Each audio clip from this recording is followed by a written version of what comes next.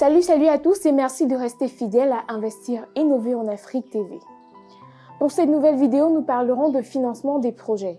Au Cameroun, la gestion publique est assurée par la Caisse autonome d'amortissement.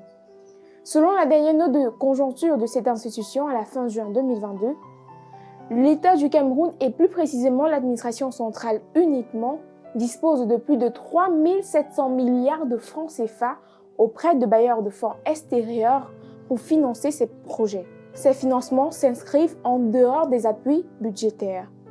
Les 3 700 milliards de francs CFA ont déjà fait l'objet d'accords de prêt, mais n'ont pas encore été consommés par le pays. Dans ce cas, cet argent est appelé solde engagé non décaissé. Ces soldes engagés non décaissés sont liés aux conventions de financement signées avec les bailleurs de fonds multilatéraux. Le décaissement doit être fait comme suit. Près de 100 milliards de francs CFA auprès de la Banque mondiale, près de 640 milliards de francs CFA à décaisser auprès de la Chine et près de 190 milliards de francs CFA à décaisser auprès de ICBC de Chine, qui est la Banque industrielle commerciale de Chine. Suivant l'hypothèse d'exécution des projets bénéficiaires et conformément au plan de décaissement, ces fonds devraient être totalement utilisés d'ici 2025. Une mission impossible si l'on en croit à la CCA, car selon l'institution, avec un niveau de solde engagé non décaissé de plus de 3 700 milliards de francs CFA en fin juin 2022, pour les absorber en 4 ans, il faudra décaisser en moyenne plus de 900 milliards de francs CFA par an. Pour une absorption en 5 ans, il faudra décaisser minimum 700 milliards de francs CFA par an. Malheureusement, sur les 2 précédentes années, les décaissements annuels pour les projets de prêt n'ont pas excédé 450 milliards de francs CFA, expliqués entre autres par la crise née de la Covid-19 et l'environnement international morose. La CCA s'inquiète donc des lenteurs dans le processus de l'exécution de nombre de projets qui constituent un frein important pour l'absorption rapide des financements disponibles nécessaires pour la réalisation des projets du Cameroun dans les délais afin d'atteindre la vision souhaitée par le chef de l'État du Cameroun d'un Cameroun émergent, uni dans sa diversité à l'horizon 2035. Elle ajoute que si rien n'est fait, il faudra environ 8,3 années pour absorber les soldes engagés non décaissés actuels sans prise en compte des nouveaux projets issus des négociations qui sont en cours. Si les financements extérieurs contribuent à la réalisation de l'investissement public au Cameroun, leur utilisation induit aussi une augmentation du taux d'endettement du pays et impacte le budget ou alors le solde budgétaire du pays.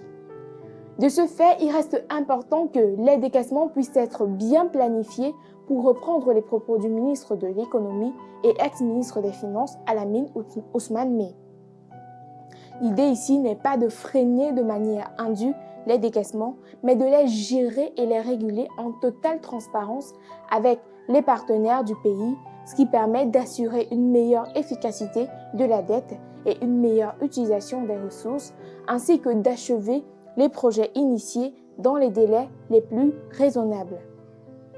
Dans sa lancée, les bailleurs de fonds internationaux, à l'instar de l'ex-directrice des opérations de la Banque mondiale pour le Cameroun, Elisabeth Isben, faisaient déjà observer qu'une bonne partie de la dette n'est pas productive. C'est-à-dire qu'il y a des projets qui ne s'exécutent pas bien et ne se réalisent pas au rythme qui a été convenu. Par conséquent, cette dette ne contribue pas du tout aux investissements et à la croissance de l'économie du Cameroun. Il est dès lors important que le gouvernement et les partenaires financiers prennent des mesures quant à la suite à donner à ces projets dont l'exécution pose un problème.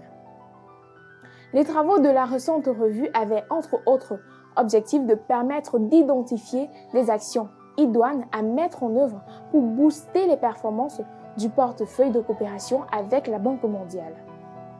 Depuis 2014, les crises économiques et sécuritaires ont imposé au gouvernement camerounais de rechercher des financements additionnels sous forme d'appui budgétaire. De ce fait, le pays a signé de nouveaux engagements de prêts extérieurs et intérieurs significatifs pour des projets d'infrastructure.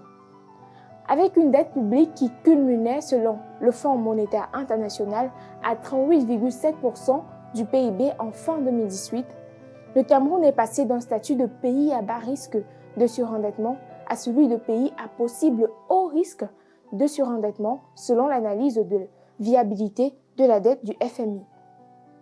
Ce nouveau paysage exige à la fois une optimisation de la politique d'endettement du gouvernement, la formulation d'une politique à long terme de développement des marchés financiers pour l'émission d'obligations et un renforcement des dispositifs institutionnels de gestion des obligations financières de l'État camerounais. En gros, l'argent est disponible certes, mais il faut bien planifier son utilisation car tant que l'argent n'est pas décaissé, le pays n'aura pas à en rembourser les intérêts. Il faut donc que le décaissement se fasse une fois qu'on est sûr que le projet pour lequel l'argent est décaissé sera exécutable à des échéances très déterminées. Sinon, la dette extérieure ne fera que grimper sans qu'on ne voit les réalisations effectuées avec l'argent emprunté. C'est la fin de cette vidéo. Merci de l'avoir suivi. Merci de vous abonner, de liker et de partager. À très vite sur Investir Innover en Afrique TV.